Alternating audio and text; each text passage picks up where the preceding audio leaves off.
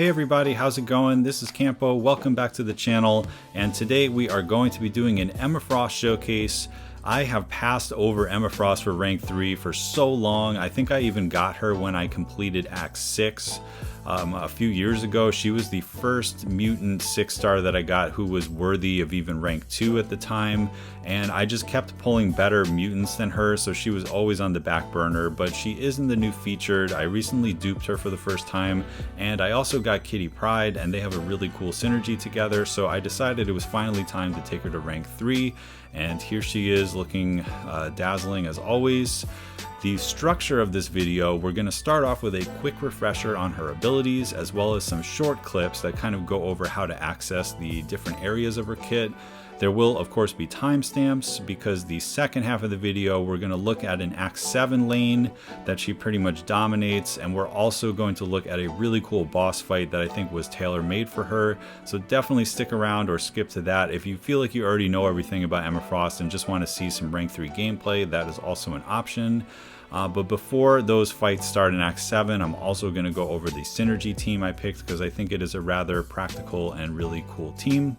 So we're not going to read her entire abilities. I think that even the layman kind of knows, like, her deal is you try to race to get to your special 2, you try to crit so that you get 10 prowess, and then you throw the special 2 and you just kind of hope it crits. And if it does, it's a pretty powerful special 2. It's a pretty simple idea when it comes to just getting the damage, but what most people need a little bit of help understanding is the difference between Diamond and Telepath form. Not necessarily what the abilities do, but how to switch and control which phase you are in at any given moment.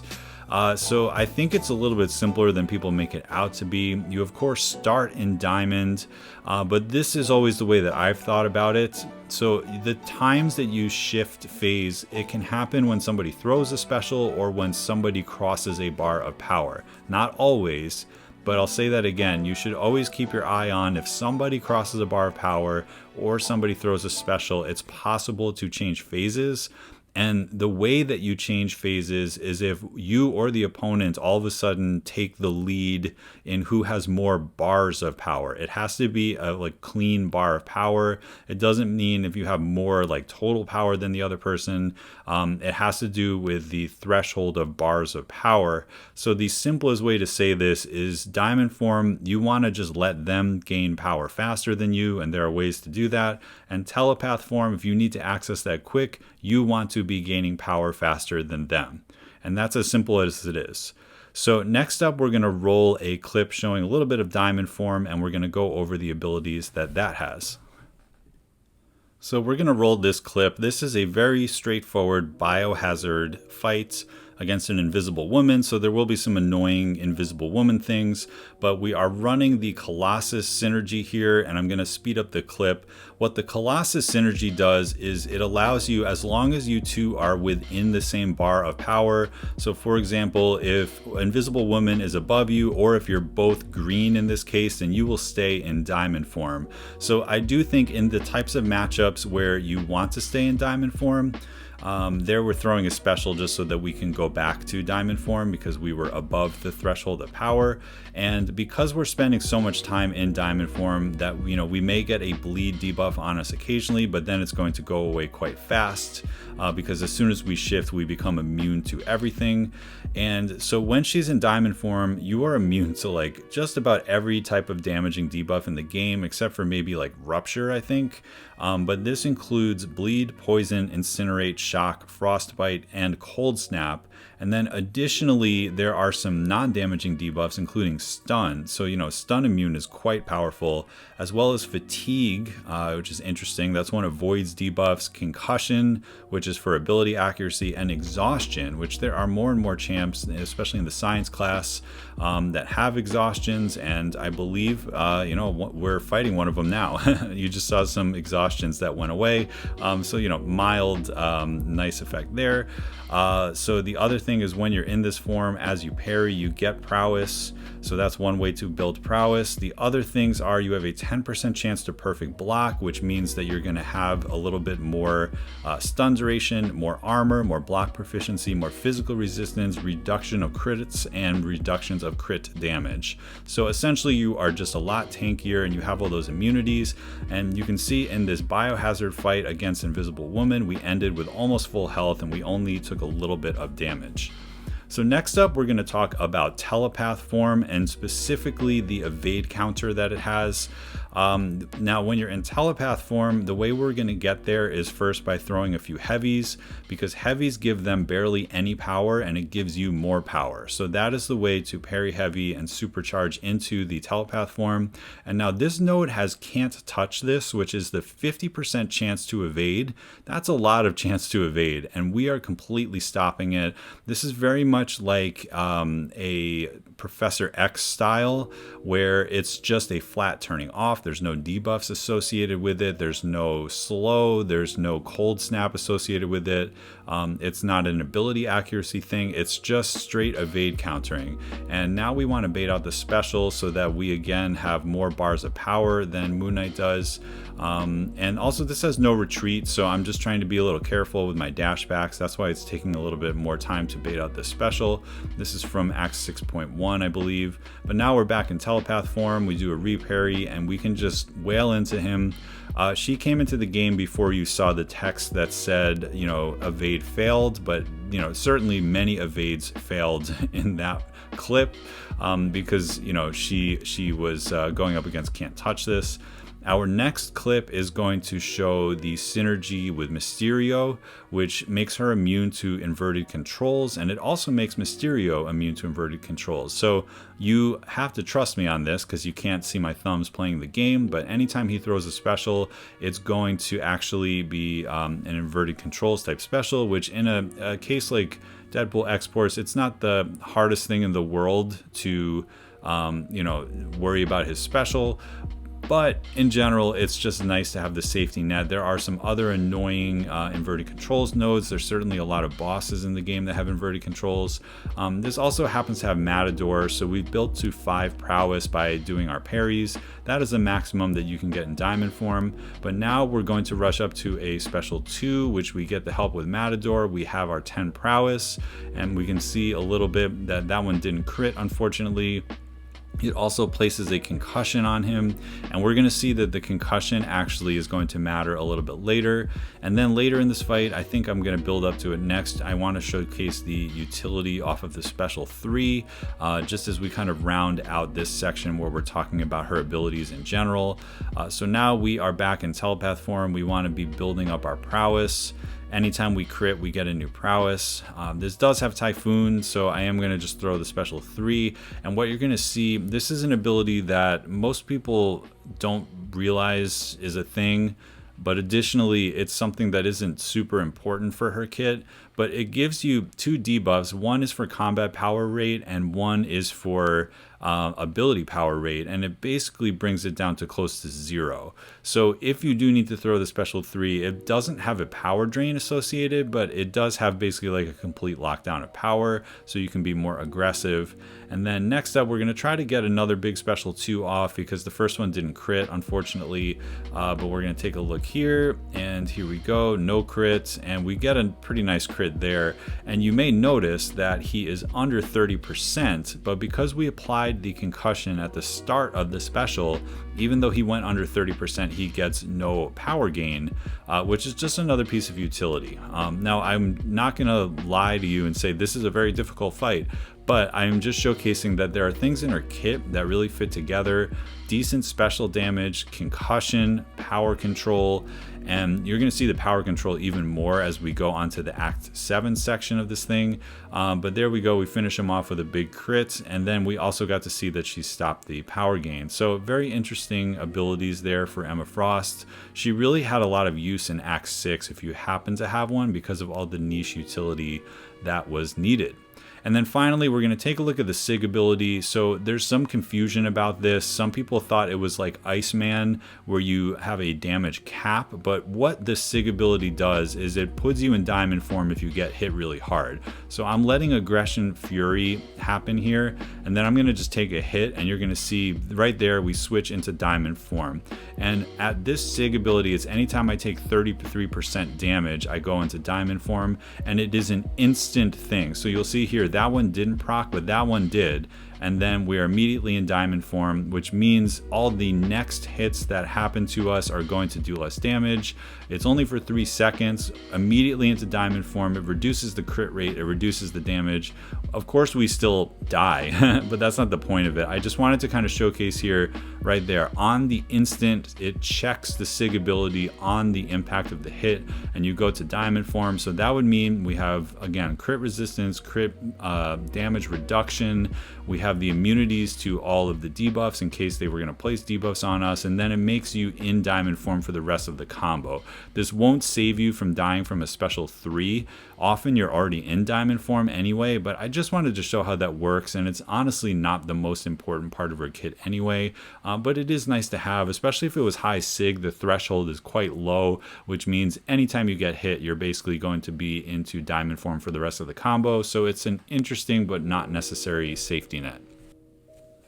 Alright, so we're kind of rapid firing through the abilities. Next up, we are going to go into Act 7.1, the second quest, and I'm specifically bringing this team. I want to talk a little bit about these synergies. None of them are actually from Emma Frost kit. There is one that I'm going to swap in for the boss, but we'll go over that later. So I already mentioned Kitty Pryde. Let's talk a little bit about these first. In fact, I'm going to do edit team so it's a little bit easier to see.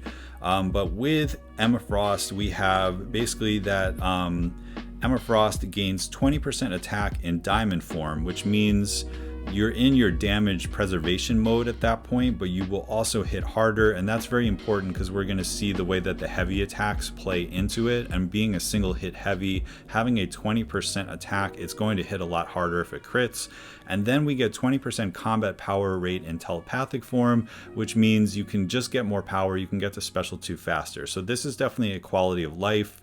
The rest of these synergies are only for kitty type stuff, so we don't have to worry about it. Because Professor X is here, there's going to be just more special damage, always nice. We're not going to ramp him up, but it is just 1 cerebro charge. Emma herself gets this really cool ability, gain up to 30% increased crit rating, scaling with her power meter. So this means as you get into telepath form, you're going to be critting more, and you're going to have a very, very good chance of getting prowess. And also when you throw the special attack itself, if you throw it with a lot of power, so that as it drains you, you have almost 1 bar on the drain, then you're going to have a higher crit rate, so there's more of a chance for that to work out for you as well.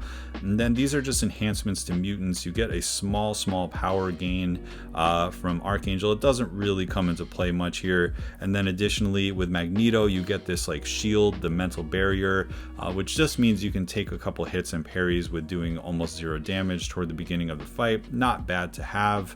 And then for Magneto, again, we don't see too much here. This is not really for her. So we do get 6% attack, not the biggest of deals. So at this point, we're going to move on into the quest. I'm going to narrate 4 fights and a boss fight for you, and we are going to start the rank 3 gameplay. All right, so we're bringing this team into 7.1.2, the second quest, and we're going to go up against this lane. I'm going to be taking 4 out of the 6 fights, and what I kind of want to showcase actually is her power control. This says Specialist 2, which means we want to get to our Special 2, which is her big money special anyway, but because of Extinction Protocol, as Red Guardian throws more specials, he's going to have a lot more power, and because of Static Blast, when he throws it, it's going to drain us. So it's going to be harder and harder as this fight goes on to get to the Special 2. But here we go, we're going to throw a heavy, gives him barely any power because I'm running 3 out of 3 Petrify, and also that's part of her kit. I'm just going to take a regular parry to build another prowess at this point, and then do another heavy. So we start into telepath form with 4 prowess. You can see the crit rate coming in handy from Professor X. Because of Petrify, we've already gotten to 2 bars before he's gotten to 1. So now we're going to build up to the 10 and hope that this crits, and boom, look at that. That was almost 80k, I think. Now we're back into diamond form, so we can just do these parry heavies, and it's basically giving him no power. So if you can parry and you can do this, we're going to get over 2 bars of power before he gets there. I figure I do need to kind of bait a special at some point, but you know, this lane kind of punishes you for having them throw specials because of Extinction Protocol, and he hasn't even thrown one yet, and he's already well under halfway dead. So that drains us a little bit, but we're still winning the power race here. We're going to just kind of build up. We didn't quite get enough prowesses there, so I was hoping to get one more combo in, and we throw that even with a small amount of prowess, really a decent amount of damage. There you can see the attack boost when she is in diamond form. These crits are hitting so hard, and I believe he only threw one special the entire fight, so that node completely countered. No issues there at all. We're going to show some other fights on this path. The next one I believe is a rogue. So we're going to move up to her. Now Rogue doesn't really change much. Red Guardian's obviously a very easy defender. Rogue, we just have to be pretty quick with our throwing of the heavy because she has the shorter stuns. But actually, because we have perfect block chance, our stun is going to last just slightly longer. So that's something that's interesting. There I didn't quite feel safe. I couldn't trigger the heavy fast enough. There I did miss it. Not the end of the world. You do have to be pretty quick, but this would be almost impossible if I didn't have the perfect block. So now that we are here, the fight's looking pretty similar. We're going to try to race up to that special 2 with the 10 prowess, try to get as much power as possible, and we get some good crit luck on the first hit, but the second one not so much. I mean, 20k is still pretty good. Now we can just keep doing what we did before, build our power. We can definitely get over 2 bars before she throws her special 2. Another 9k crit on the heavy because of the Kitty Pryde synergy, quite nice. This one I'm kind of anticipating that I'm going to have to bait a few specials, and let's see here, is she going to throw it? Having a little bit of trouble. I could do another parry heavy though, and it definitely wouldn't even do anything. Haven't thrown a special yet, so there we go. So we get drained. Nice heavy counter there. It does place a taunt, but actually in this match we don't necessarily want the taunt. So I decided to just throw that. We get a nice fat crit. Taking a little bit of block damage, but we are quite tanky when we're in diamond form. Even though she has the power, I can still land a few more heavies. There we go. Don't quite feel safe there. I get 1 crit, so we get a little bit of prowess. You know, this fight doesn't look that hard, but just imagine taking in sort of a conventional champ that has normal combat power rate and all that. Rogue would have already thrown like 5 specials or something, and then, you know, her Extinction Protocol would be so high that she would just be spamming specials. We would keep getting power drained, and the way that you would counter the fight is actually to just use someone with damage over time or some kind of passive damage, because you can't rely on getting any specials. And additionally, the special 1 does less damage because it has specialist 2 on it. So we just finished with a heavy, and even though we do have to block a lot, we have to, you know, parry heavy a lot and take some hits, our health is actually quite good at this point. So the next fight is actually, it was a Guardian, and I decided not to use her. I'm sure she could clutch it out somehow, but the auto block on the specials and class disadvantage didn't really excite me. But you know, Magneto and Archangel are on the team, so I used Mags. This is one of the more dangerous fights, because with Static Blast, you actually get power burned on the contact of a special into the block, which is a little dangerous. You will actually lose health with red damage, and you know, that special 1 of House of X Magneto is a little dangerous to Dex, and if you get hit with it, you're gonna get a major power burn. So we get lucky with the crits. I am gonna just re-parry and try to get him over to 2 bars because the special 2 is a lot easier to bait. So that's kind of our goal right now. I do push him there. We're still in diamond form, so we can block all we want, and every time we do a heavy, it's not going to be giving him too much power. You know, we're almost at the 2 bar threshold again, so I'm thinking if I build up almost all the way, when he throws, it's going to not be the end of the world for me. So yeah, a little bit of a sketchy dex there, but we get out of it. We connect, just waiting for him to throw this. We do the close range dodge, which is a nice little skill thing you can do against Magneto. just trying to get over to the special 2, and now we can throw it with a decent amount of prowess. Just trying to get to 10 prowess to get this fight over as fast as possible. We get the big crit. You know, we're looking like we're in good shape. We're in diamond form. I just reparried. Just get as much power as we can. Give him as little power as possible. That's the main part of our kit that we're showcasing here. I could probably even do one more, but he ends up throwing it. We were at the wrong spacing to punish that. Now just trying to land a crit. So yeah, there we go. We refresh. We do get a perfect dex there. But we do get the power drain because even when it's thrown into the air. So nice clutch dex of the special 1 there. Again, holding block so that we can push him to special 2. And once he throws the special 2, we should be able to finish him off pretty quickly. Again, building power like we've been doing. So the closer we get to 3 bars, the better. We get another nice close range dex. I don't want to push him over. This one is going to get us over the threshold. And is this going to be enough? Let's see. Not quite, but he has special 2, which is the one we want to bait. We're still under 70 hits, wondering if a few heavies can do it, but he's pretty tanky here, I gotta say. This is definitely the more skill-based of the fights. You can see even with the heavy there, because we were in telepath form, it gave full damage, and his combat power rate is quite high because he's actually had to throw a bunch of specials. But now it looks like we're good. As soon as you throw the special, you go into telepath form anyway, so that we're able to do maximal damage there. And then the next fight, I almost didn't keep this one in, but I did want to just show the numbers against class advantage. So we're going up against this Hawkeye, and you're going to see some big crits. So this is a rank 3 with, you know, the Act 7 6-star benefits on a synergy team. Also with Specialist 2. So this is about as hard as you're going to see in Emma Frost. You know, special crits if she's unboosted and not running the recoil tree. But we're trying to get to 10 prowess again. Don't quite get there, but he's not over a bar, so we're good. Let's see if we can land this. And there we go, 29k, and what was that, 69k? So yeah, basically like 90k. That's a pretty good special 2 if it crits. You want it to crit. It's not always going to crit. That's the problem that a lot of mutants have. But again, this node is absolutely nothing. Her kit perfectly counters this. We haven't had to heal yet. We're still at about 50% health, so all is good. It's time to bait one of these out because we want to get our power drain so that then we can... Oh, but actually... Well, that was interesting. I forgot that happened. So because of the Archangel synergy, we got to red bars of power, but then the static blast brought us back down, so it wasn't a problem. Here we go. No crits that time, unfortunately. So, you know, that's what happens occasionally. But here we go. We're still in diamond form. It's only been 36 hits. We're probably going to have to bait another special, but we can land a few heavies on our way up. 11k heavy. Very nice with the class advantage. Now we're both at yellow bars, which is quite nice. We bait the special. Now we're going to race back up to our special 2, which is going to definitely finish him.